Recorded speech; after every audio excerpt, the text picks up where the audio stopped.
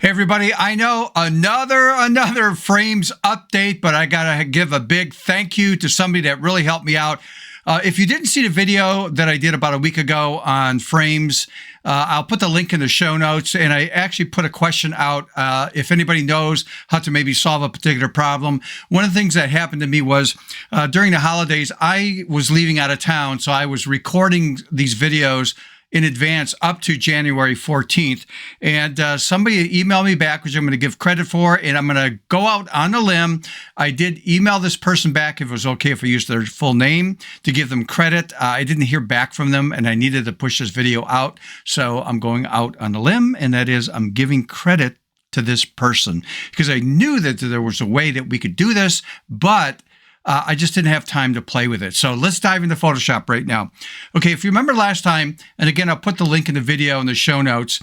This is just one of the basic frames I was working on. And if I go over here to select this layer right here, and I go, let's import an image. And let me go over to where some images are at. And I chose, let's say, this image right here. Select place. And it dropped that image in for me. Well, that's fine and dandy, but here was the problem. If I selected both layers right there, Control-T, Command-T on a Mac, because I want to maybe move this to a different location, but I also want to go over here on the outer corner and click and drag and rotate that on an angle and then select Enter to accept that.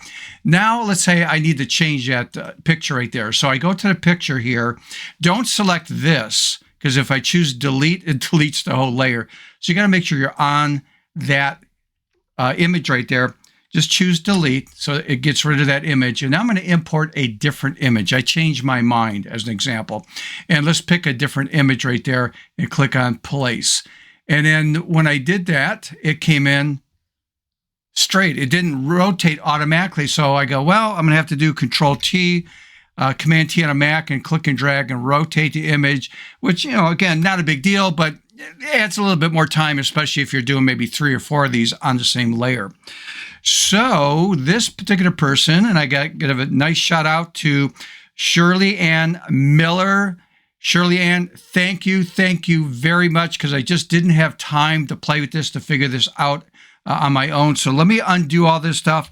She sent me back the directions on how to do this. And again, thanks. So here's what she basically said.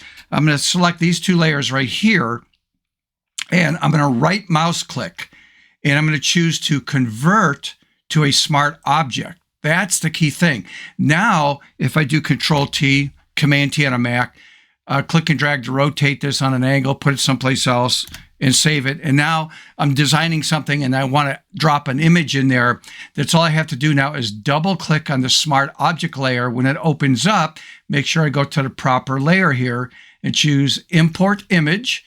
And let me grab that image right there, Place, drop it in, close out of the smart object layer right there, choose Yes to save that and update it.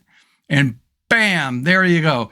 Thank you again, Shirley Ann Miller. Again, I'm going out on a limb using your full name, but you need credit on this one. So thank you very much to the group.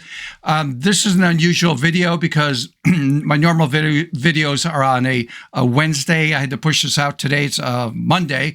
So we'll be back to normal on Wednesday. And I'm working on January's Philosophy of a Photo Artist, which I do once a month. So for the month of January, that will be out January 17th on a Saturday. All right, people, until next time, see ya.